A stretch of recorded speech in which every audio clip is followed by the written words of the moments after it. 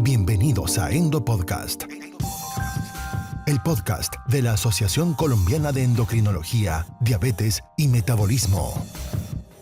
En este episodio hablaremos de la composición corporal y la adiposopatía en el ciclo de vida femenino, con el doctor Alex Ramírez y la doctora Sandra Mora. Este podcast es patrocinado por Laboratorio Tena, marca líder en incontinencia. Bienvenidos. Buenos días, buenas tardes o buenas noches, cualquiera que sea el tiempo para ustedes. Bienvenidos a esta tercera entrega de la serie de podcast, Endocrinología de la Mujer, el poder de las hormonas. Esta vez, como bien saben, la idea es profundizar en un tema bastante interesante y es de la composición corporal y la adiposopatía en el ciclo vital femenino. Para esta ocasión, entonces, contamos con una experta en este campo. La doctora Sandra Mora es endocrinóloga y con máster en nutrición y metabolismo, miembro actual de número de la Asociación Colombiana de Endocrinología. Actualmente labora en Medellín, en donde se hizo cofundadora de la unidad de manejo metabólico Metabolomics. Doctora Sandra, ¿cómo me le va? Hola Alex, ¿qué tal estás? ¿Cómo va todo? Encantada de estar hoy aquí con ustedes en este podcast y agradezco pues la invitación a la Asociación Colombiana de Endocrinología por la oportunidad de poder hablar de un tema tan importante. Perfecto, doctora. Le cuento que aquí entramos en confianza, entonces vamos a dejar los pergaminos a un lado y le voy a seguir llamando por el nombre de pila. Entonces, Sandra, vamos a empezar rompiendo el hielo con la primera pregunta que seguro es una de las que más asalta a nuestros colegas que nos escuchan. Y es que quisiéramos empezar mencionando y que tú nos contaras cuáles son los principales hitos del ciclo vital femenino. Sí, mira Alex, el ciclo vital femenino está marcado por unos momentos muy definidos y a diferencia de los hombres, que no conocemos muy bien, digamos, en los hombres estos momentos. En las mujeres son la pubertad, el embarazo y la lactancia y posteriormente el cierre del ciclo reproductivo y la llegada de la menopausia. Incluso en la literatura se están describiendo varias etapas que anteceden a la menopausia y es muy importante conocerlas para lograr identificarlas y darles un manejo adecuado.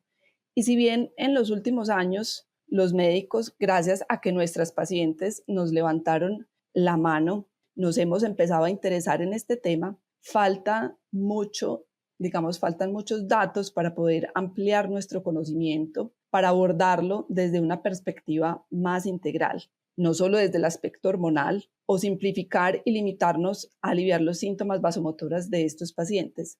Sobre la mesa es muy importante discutir otros aspectos como son la corporalidad, la adiposidad y cómo podemos identificarla y darle un manejo adecuado. Perfecto, Sandra.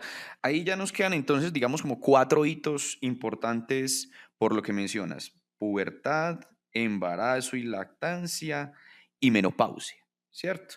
Entonces, quisiéramos ahora saber, en el marco de esos hitos y a través del ciclo vital, cuáles son los cambios corporales más importantes que acaecen a través de la vida en las mujeres. Entonces, como lo mencionamos, tenemos 3 momentos fundamentales a lo largo del ciclo vital femenino. Y es importante abordar esa historia años antes, porque sabemos que la acreción de masa ósea y masa muscular tiene 2 momentos muy importantes.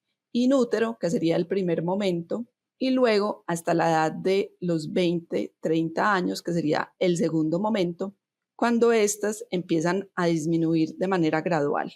Si nosotros no logramos conformar una buena masa ósea y muscular, cuando empezamos a perderla y esto se acelera con la llegada de la menopausia, pues claramente ya iniciamos en un punto más abajo y más cercano a lo normal y rápidamente nos enfrentaremos a lo patológico como son la osteoporosis y la sarcopenia. Ahí yo me corrijo, había mencionado que eran 4, pero no, vos nos resaltaste muy claro. Entonces es pubertad, embarazo y lactancia y menopausia.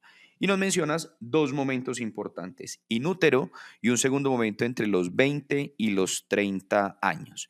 Eso digamos que son los puntos más importantes, pero tenemos presente que la mujer tiene unas condiciones genéticas de base con unas diferencias muy específicas desde el punto de vista biológico con los hombres, pero también tenemos presente que hay algunos elementos de cambios o condiciones epigenéticas.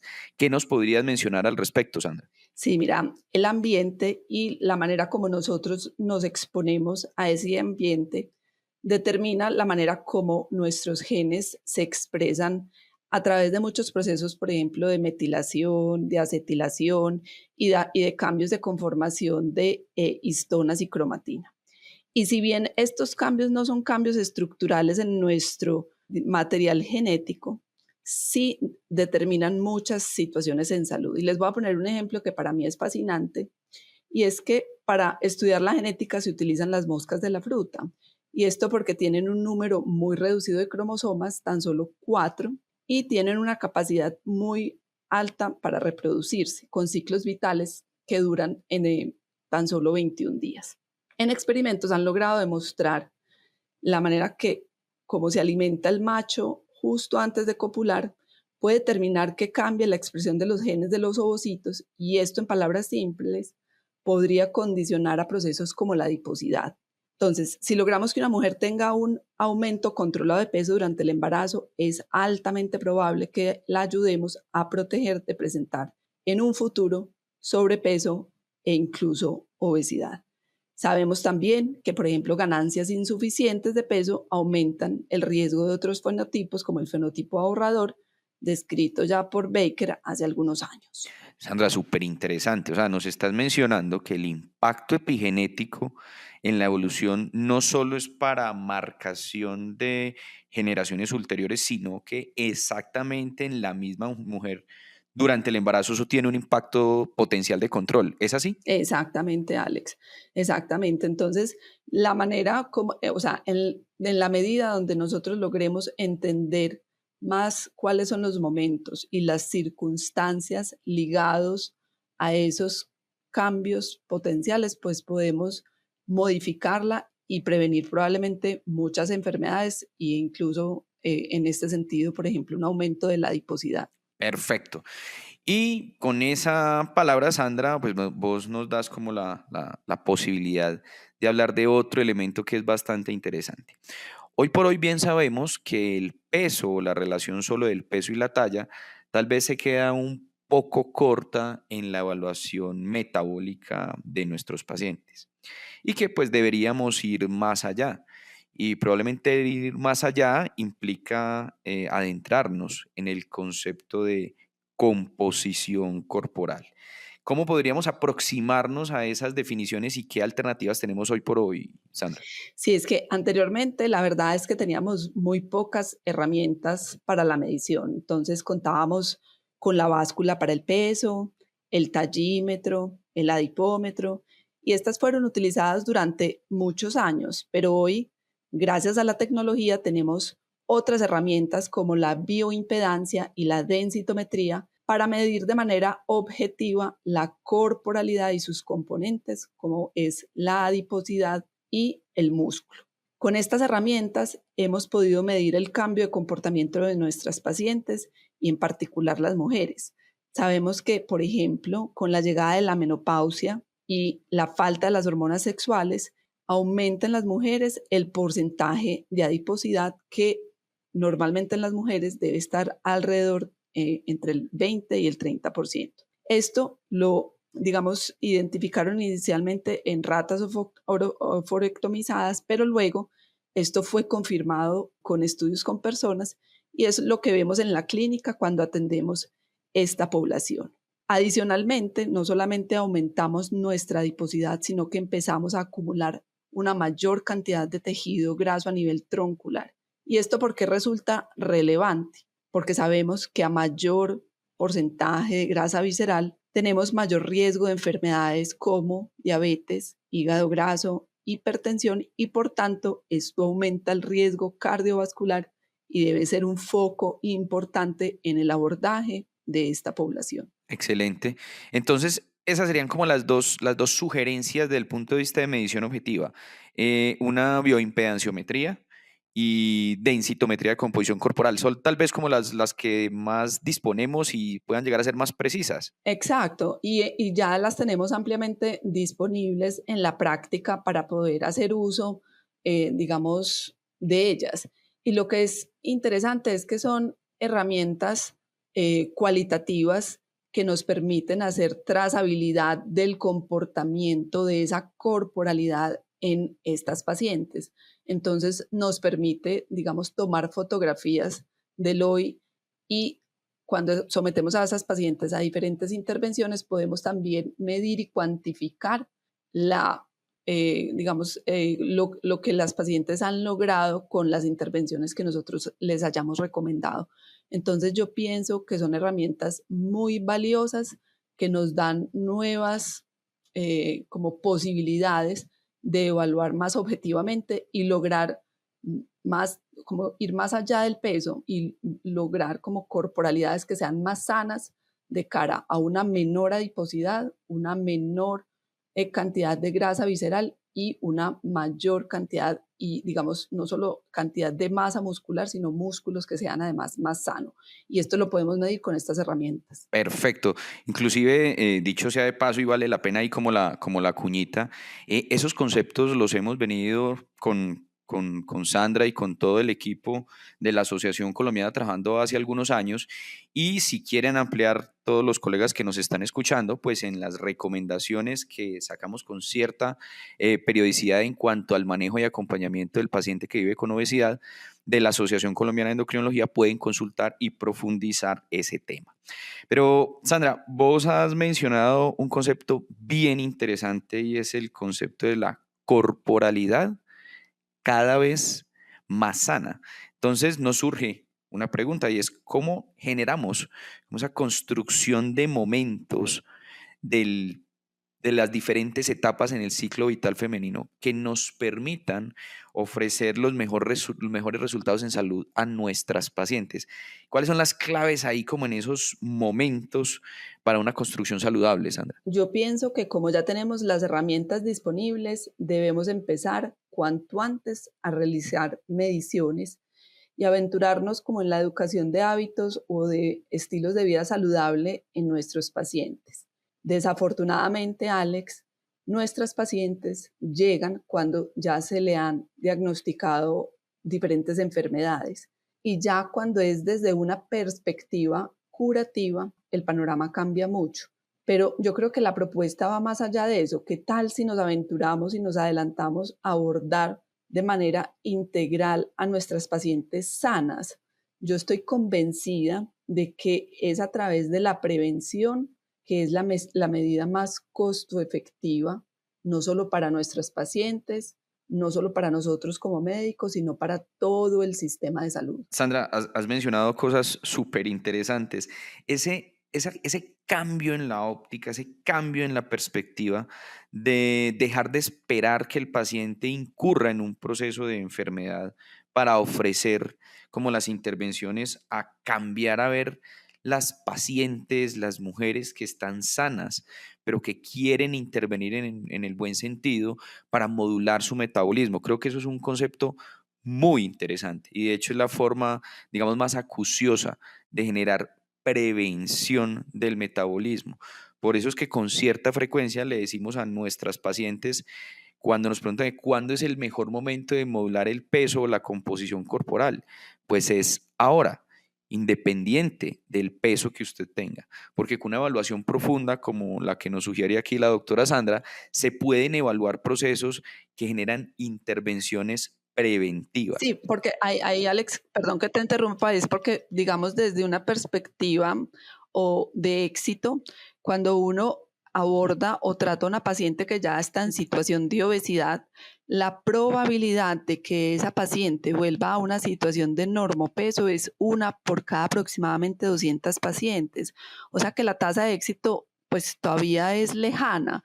Entonces yo creo que deberíamos identificar más tempranamente a aquellas pacientes que son susceptibles y que tienen ganancias de peso importantes y en la medida en que hagamos acompañamientos más integrales, podemos probablemente evitar que lleguen a situación de obesidad. Perfecto.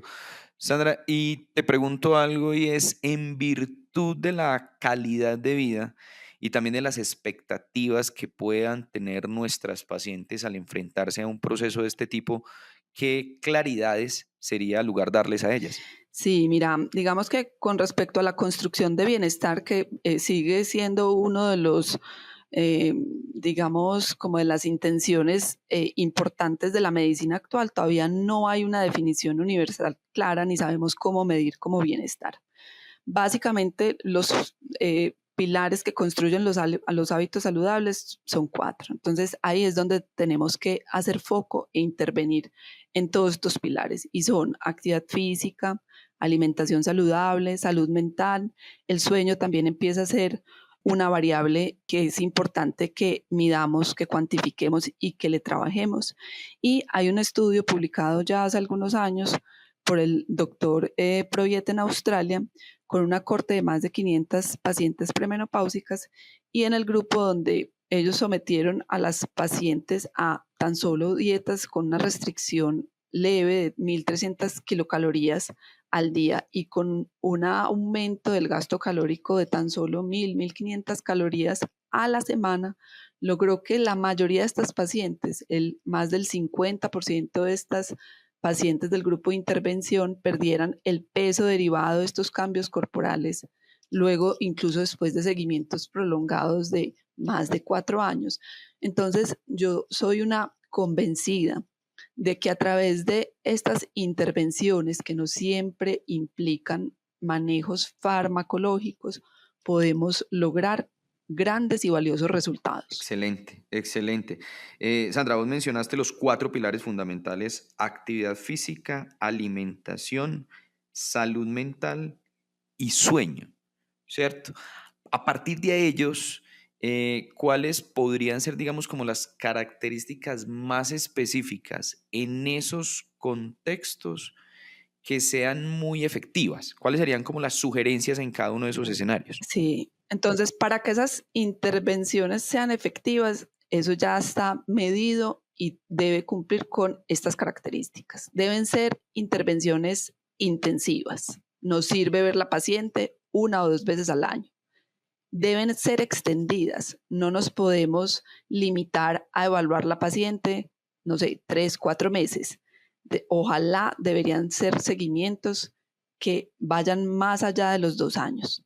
Deben ser multicomponente, es decir, no solamente abordar la parte de alimentación, hay que abordar la ingesta calórica, la alimentación, el consumo de fibra, la actividad física, no solamente la actividad física aeróbica, sino la actividad física de fuerza, los cambios comportamentales y lo más importante de todo y el secreto del éxito es que sean cambios que sean sostenibles en el tiempo. Sandra ha resumido de manera magistral lo que sería un enfoque no solo multicomponente, sino holístico, que sería tal vez lo más efectivo en las intervenciones que tenemos para nuestras pacientes.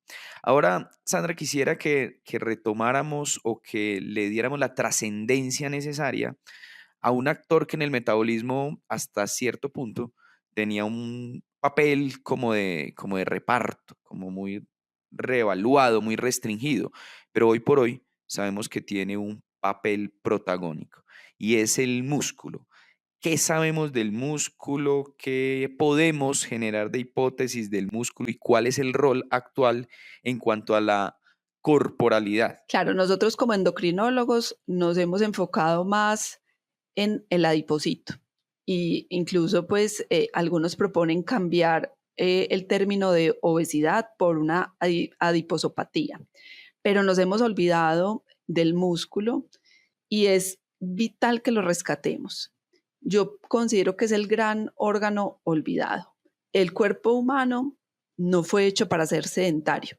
Con la construcción social actual tenemos una oferta excesiva de nutrientes y de calorías. Sabemos que el ser humano en los últimos más o menos 10, 15 años ha aumentado en promedio su ingesta calórica en aproximadamente 200, 250 kilocalorías al día. Y hemos reducido nuestro gasto energético porque nos hemos convertido un poco en seres de escritorio.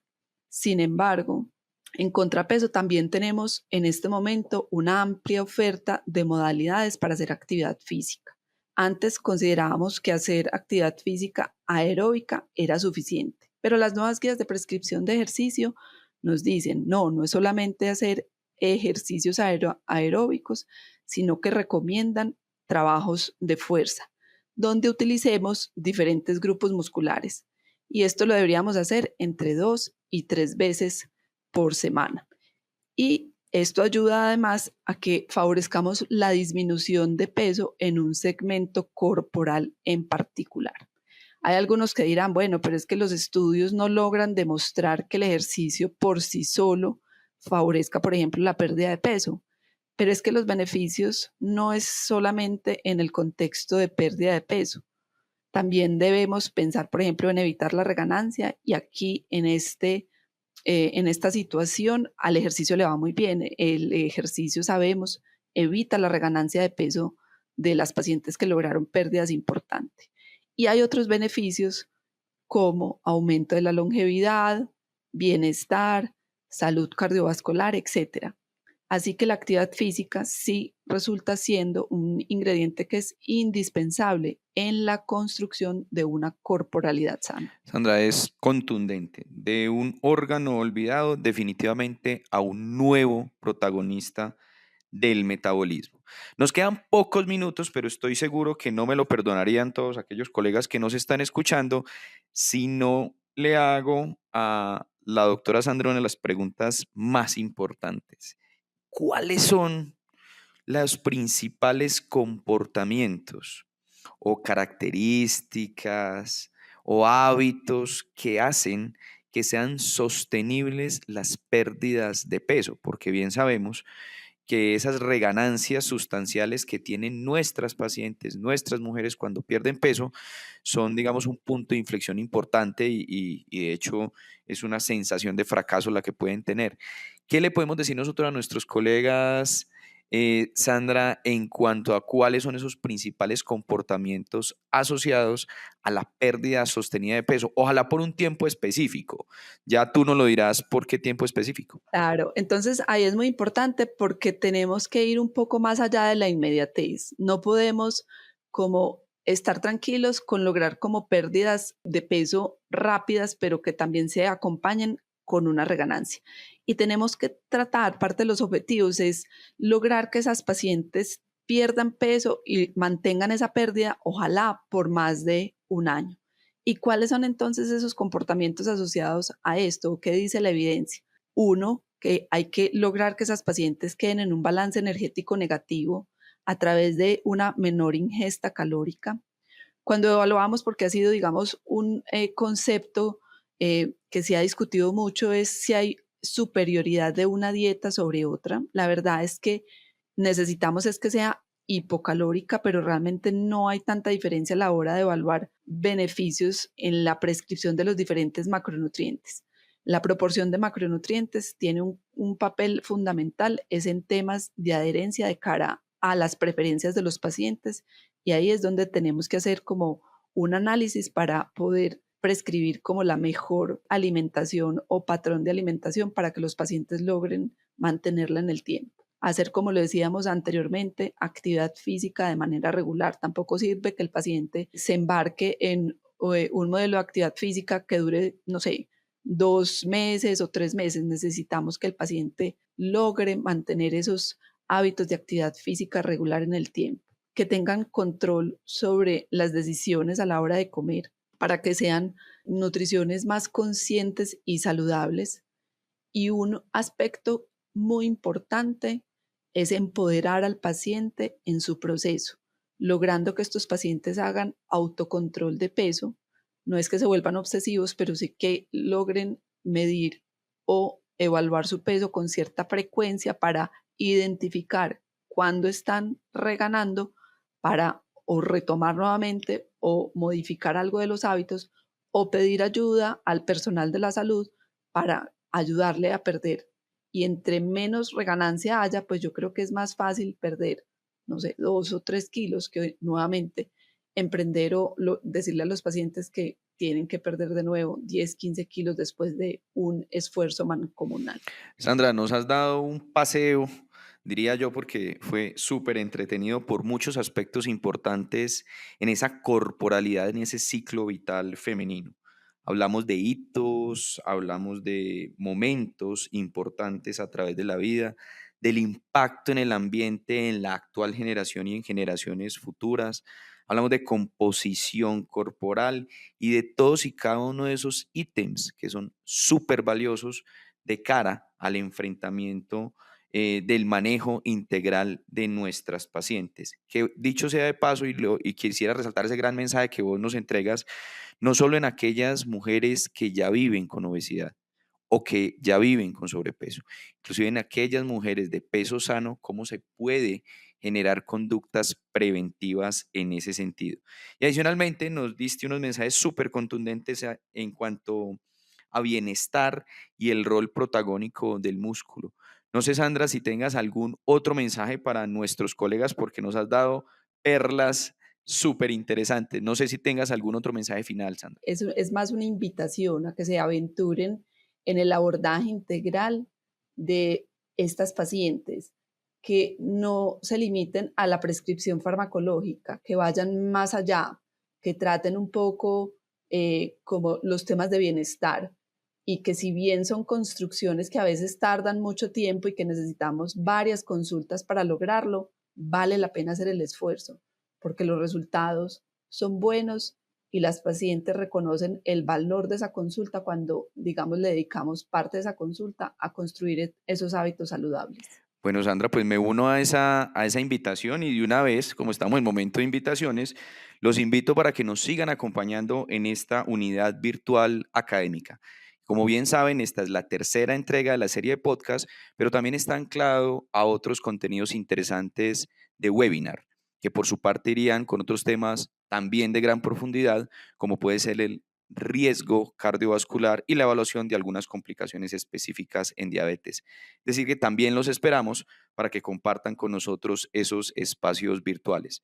Sandra, muchísimas gracias por aceptar la invitación y muchas gracias a todos los colegas que nos escuchan de manera permanente. Hasta la próxima. Esto fue Endo Podcast. Los invitamos a conocer más contenidos en la web www.endopodcast.org y suscríbase al newsletter.